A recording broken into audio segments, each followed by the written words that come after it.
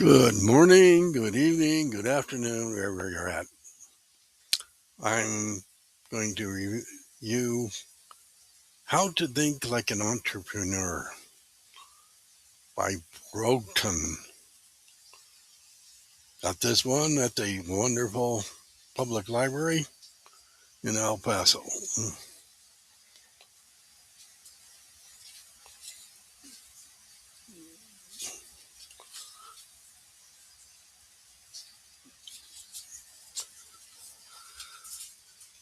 All right.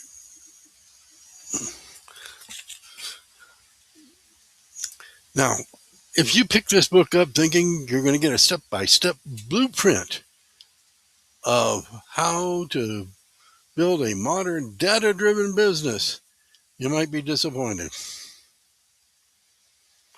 The author wants to show us how an entrepreneur thinks, but he spends about the first couple chapters in the wrong place as far as I'm concerned, in the shady world of corporate schemes and sleazy shortcuts. Now, the book goes on and does much better from that then on. The middle section gives solid examples of real world grit, and the end offers good advice on how to find a unique business niche. But the book has one huge blind spot, and it's probably because it was written in 2016. It completely ignores how the internet has changed the game for starting a business today. We had many things going on at that time. Uh, you could drop ship and things like that. But this book does get better. The middle section gives solid examples of real world grit over time. And the end offers good advice on how to find a unique business niche. But the book finds one huge blind spot. It's stuck in the past. As I said, 2016, you didn't have some of the help that's out there now. And it completely ignores how the internet has changed the game for starting a business today. My review comes down to two main points. This is a short, easy read that keeps your attention. Second, while it accurately shows some famous people have found success in the past, it completely ignores the mass amount of free help, online tools, SBA, other community services that may be available to the new entrepreneur trying to start a business today with almost no friction. Now, as I said, it begins off with shady hustles and then real value. He tells a story about a man with basic mechanic skills who claimed he could fix anything. And he was brought a lot of things to fix. In reality, people bring him machines that work perfectly. They just hadn't read the instructions. Where the owner might make a simple operator error, but instead of telling them the truth, the mechanic would keep the machine, claim it was broken, note the user error, and charge the customers for the fake bench time and the unnecessary parts. The author frames this as entrepreneur shrewdness. To me, it's just the plain art of the hustle. But let's call it what it really is. It's a scam. It relies on keeping the customer in the dark just to make a quick buck.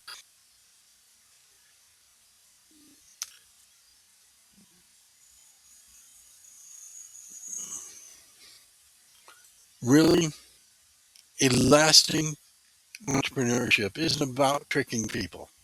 It's about building a business that's clean, a structure that actually delivers value. And this early focus on sleazy tricks left a bad taste in my mouth and gave me the wrong impression about the book before I really got into it. Fortunately, the middle of the book is much more along the lines of that I was expecting. It becomes much more solid. The author stops talking about shady deals and then focuses on the actual stamina that it takes to survive.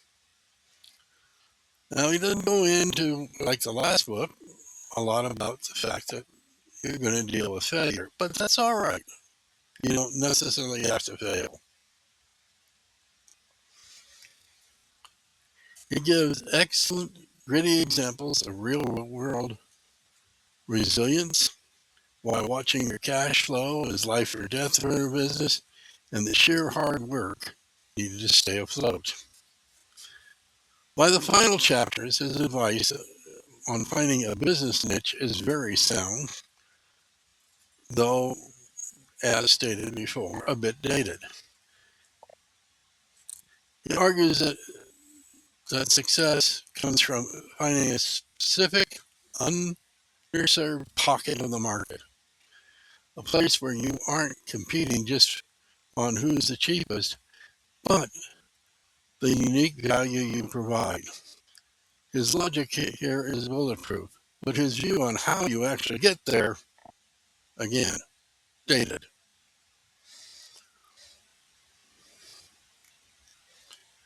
When it comes to acting on niches, the author walks by some very clear paths. You can start off with a slow hunch. You can find an adjacent possibility, or you can exploit an opportunity. Those are gems. Great business ideas rarely strike like lightning. Our author Stephen Johnson points that out in his books, and he's mentioned in this one, about uh, things usually start off as a slow hunch. It often takes time working at a regular job with people, gathering data, and learning the industry before the hunch turns into a real plan. Now, once that hunch matures, you can look for an adjacent possibility, which just happens to be a natural pivot for actually what already exists. Look at King Camp Campbell, Gillette, I'm sorry. His, his slow hunch grew from years of working in factories. One day, he was noticing the disposable bottle cap. He saw how a cheap throwaway cap allowed the bottle to be reused.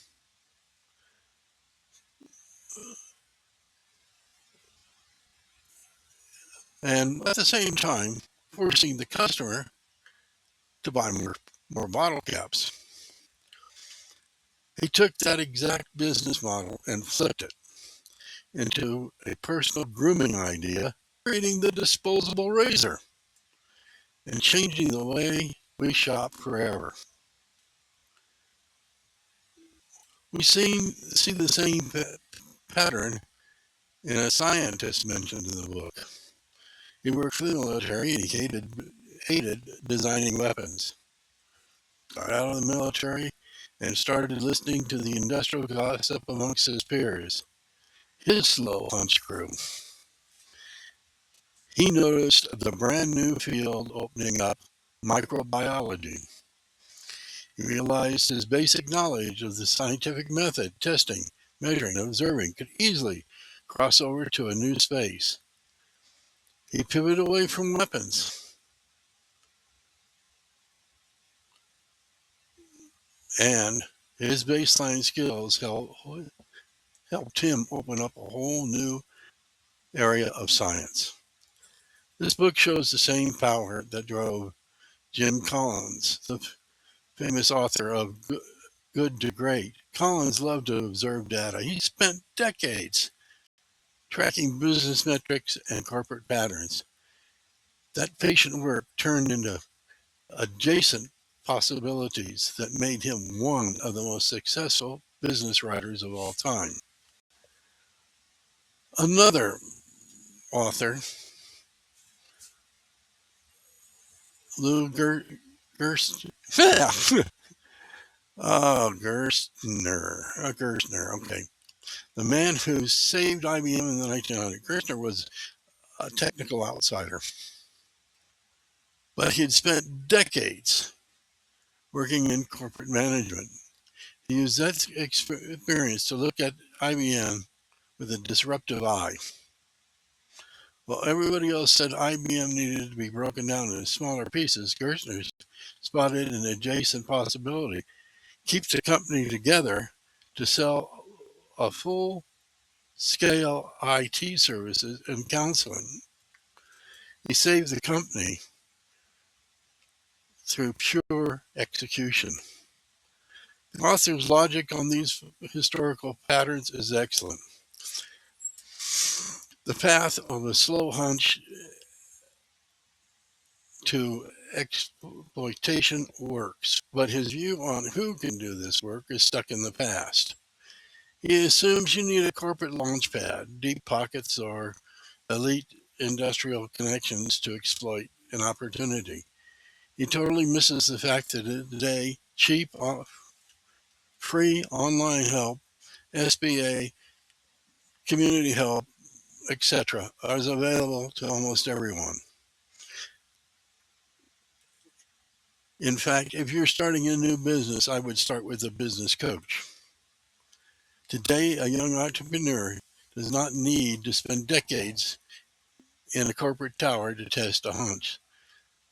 They can walk down the street, spot a simple local gap, something people have money to pay for but don't have the time or desire to do, and use free online tutorials to launch a business by sunset.